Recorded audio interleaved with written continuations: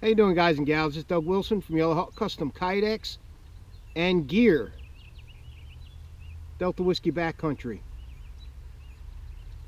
Give you a good look at it. The next video, I'm going to be talking about this knife. Why I designed it the way I did, what it's good for, how much utility's in this knife, so forth and so on. But this video, I'm going to turn over to Bob. Everybody remember Bob? He's going to talk about the puuko knives, the martinis, the Scandinavian type knives, because he's like really into those. Knows the history behind them, and I just like them because they're cool. But he knows all the history behind things. So I figure he'd be good to have on the channel. So if you guys stick around, I'm going to let Bob talk for a while. Stay tuned.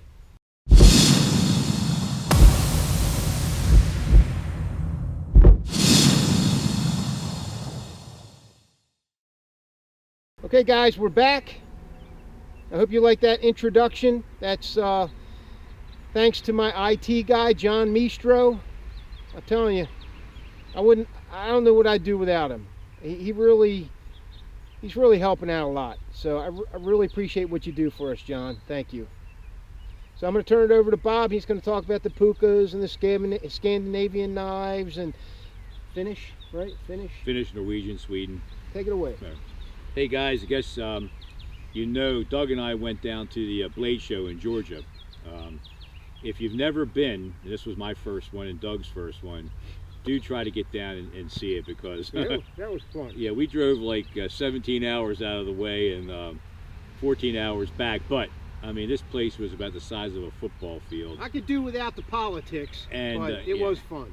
Yeah, everybody had their groupie table. It was kind of interesting. But anyway, I like vintage knives. I like, I'm old school. I'm old. Anyway, but I do like the new stuff too. But I'm not that old. I'm sort of like, the test of time. The things that stand the test of time. The same way with people.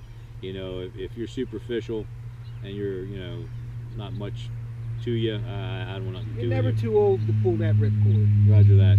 And then drama, I'm not into drama. So anybody has a problem with me, God love you. Hope you fall off the end of a pier. Anyway, we went to the Blade Show, and of course the tastes there were just phenomenal. I mean, blades were like $300 to $5,000, depending on who you got them from. They had guys from Denmark who made art knives. I didn't even want to take them out in the field. I just wanted to look at them, put them in a frame. And they had guys from Korea, the Ukraine. How about there's Japanese guys? Japanese dudes, yeah, were doing cutlery and all. They had Russians. You see, the Russians have got us already. Polacks. They had Poles. My Polish brothers were there. I got a bottle of vodka. Okay, so it was really cool. So it took about the price of a really expensive knife for me to get there. All I got was a ride home with him. So anyway, which can be an experience. Yes. It can be an experience. So anyway, I was at a table, and I'm looking around for, of course, Scandinavian knives, the puukos, the moras, whatever. Okay, so I picked up a really nice puuko type knife with a birch handle, reindeer back pommel, okay, and about a 3-inch carbon steel type sharp knife, very sharp knife. As you can see, this is the wing on the back of the pommel where they flattened it out, this was an $80 knife. I got it for $60. Guy gave me a military discount, and I kind of beat him down a little bit. Real nice moose sheath, okay, and really good utilitarian. Big palm swell. It's a bigger handle, and the handle is about is a little longer than the knife itself. So it's really a good knife. Okay, it handles well. So this was my buy at the Blade Show. All right. See that one? That being said, I'm a big eBayer, and I get most of my knives from eBay. This is a Brusaletto. It's a anniversary knife from let's see, 1896 to 1996, and it has a phenolic type plastic reindeer handle on it with a bear carved in the back of it. Now my spirit helper is the grizzly bear, so you'll see me referred to as Grizz sometimes. You'll hear the word Grizz Primitive. That's me. He's Yellow Hawk Custom Kydex. I'm Grizz Primitive, okay? But anyway, nice knife, fits my hand well. I could use a little more handle, but it's a Brusaletto, and these knives are quite expensive. I think some people put them on eBay, they don't really know how much they cost. But Brusaletto is from Norway, and I'm going to tell you a little bit of history about those people. But anyway, neat handmade sheath. This was made for another knife that I have at home, and I couldn't find one to fit with the hilt coming out like so. This one made it happen. This is all handmade. You can see the erratic scalping back here. The guy, cut it shorter. But he did a good job. This was all formed. Did a little bit of the eternal midnight sun on here, and he's got the Christian fish, on here, and cool stuff like that. Or maybe it's just a regular fish. Okay. But anyway, it fits this knife, and that's all I worry about. It fits. Now, this is another one I bought. These knives are from like the 60s or 50s or so. This is another Brusaletto. I cleaned the sheath off. It was dying for brown wax or whatever. The Norwegian knives, you'll find a lot of them have this little retaining strap here on the little pummel button that holds the tang on to the handle of the knife. And you'll see this is a good way as a catch to hold the knife within the sheath, although it's hard to get out in the first place. What I did, this knife it was made in the town of Geilo. Okay, now Geilo, I found out, is a knife making center in Norway, where the Brusalettos are made. A number of the Bergs, Johanssons, all the sons. They're all made there, and it was like 25 guys that were all making knives. Eric Frost, of Frost Knives, were the first Moors when they were produced and came out of. He had a shop there, and they all would trade and use each other's equipment and stuff and so forth. So it was pretty cool. I had this auctioneer who was selling this knife, who knew nothing about it, went in and did the history, so I got that for free. I took some Brasso, cleaned up the brass, front and back.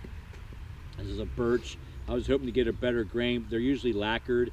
I sanded it down with a light sandpaper, and I put tung oil on it. Okay, I'm going to put some more, try to bring the grain out. The blade wasn't in bad shape. This is a very sharp knife. It's got a great edge on it. Check this edge out, Doug. And I took some automotive sandpaper that you wet, the gray stuff, and I cleaned the blade up. You feel that edge? That is a sharp edge. Does it take the air off a little bit? Yeah. Okay. And I don't use grinders. Bob uses his hand. I do everything by hand, usually. And you know why? You don't have any grinders. That's not the truth. I could buy them. I get a better aesthetic feel by it's like touching a woman, I guess. I don't know. Anyway, yeah, I'm supposed to keep this clean. Anyway, kids watch my channel. Yeah, right, man. Martini, another great knife, J. Martini. I picked this one up. It's got a little bit of a Laplander scene there with a teepee type tent, and a tree house and whatever. It's kind of cool. This has J. Martini, Finland. It's got his name on it. Got a guy with a reindeer pulling a sled. Kind of cool, Nice spine, flat Scandi grind, a little bit of a belly. You'll find that I like knives with bellies because of mine. You can do a little bit of chopping with them. You can rocker with them. You use them as a ulu, like the Eskimos do for food preparation. And they have, with the upswept belly, you have a little bit really of an upswept point. Your point's a little moved up a little bit, This is a birch handle too. I haven't done anything to it yet. I'm going to sand it down because it's got some nice dark burl here, or bird's eye type configurations. And I'll clean up the brass and whatever. But this came pretty new. Nice sheath, very sharp knife, nice one. Okay. The other one is the little brother to that one. Has the same picture on the blade, thick backside, made the same way. Only difference is I cleaned up the brass and the knife, and I took the lacquer off this knife. And look how nice the wood came out. That's with tung oil. And I took beeswax and spread it over the handle, and I took a lighter lightly to melt the wax a little bit so I didn't burn the wood, and rubbed it in. That's really much more nicer looking than the lacquer they had on it. Really nice, came out real nice, okay? This sheath originally looked like this sheath. These are made in Finland by the Ramco family, okay? I made it distressed. I took some black scuff polish, and then I took some regular wax, black wax polish over it, and then I took olive oil, and that's how I got this distressed looking type of design, okay, and make it look a little worn like it's been used. But this is how these sheaths look originally. Also with another Normark, my favorite knives. This is the Normark, or the sheath, that after a little bit of light grapeseed oil or olive oil has been put on it, it starts to darken.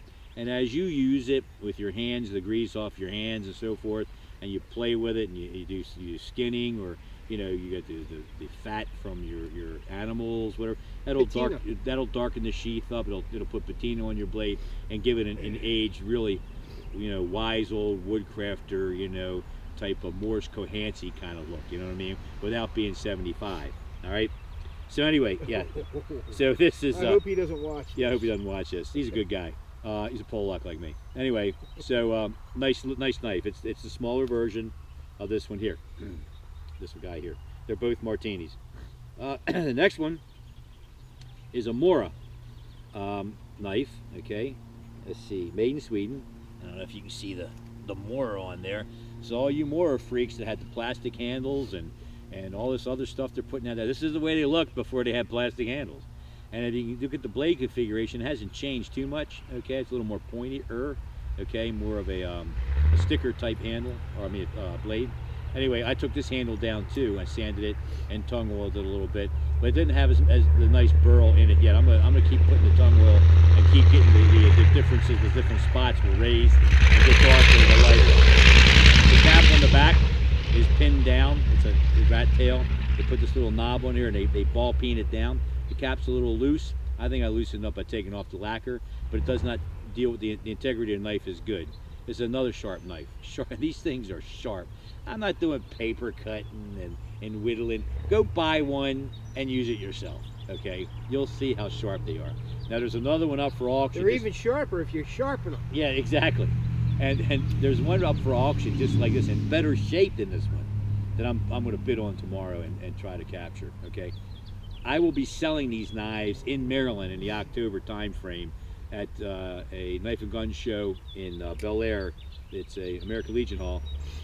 And then I will be selling one also near Jarrettsville, which isn't far, excuse me, at a VFW hall. So if you want to come by, I will have a plethora or cornucopia of these types of knives, reasonably under $100, okay? Reasonable knives. If you know, we're in a throwaway society. We throw everything away, all right? We don't take care of nothing. I grew up, and he cut the tail end of, we waxed our boots, okay? We snow sealed them. We oiled our sheaths. We oiled our knives, okay? We repaired stuff. We sewed stuff.